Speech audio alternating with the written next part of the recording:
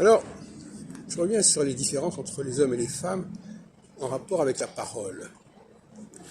Un homme, il évite de se perdre dans des discours inaudibles. Il ne va pas dire n'importe quoi. Il sent que telle chose va passer ou ne va pas passer. Il prévoit les réactions à son propos.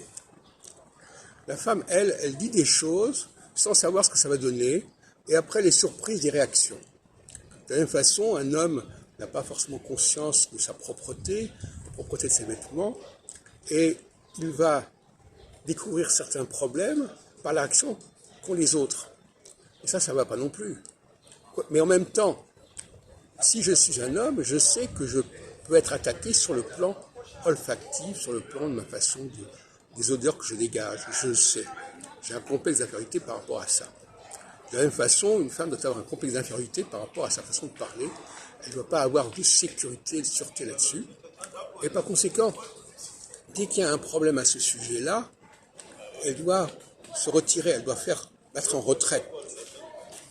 Et le problème, c'est certaines femmes qui ne sont pas conscientes du caractère inaudible de leurs propos et qui, voyant même une réaction, se disent « bon, je me retire ».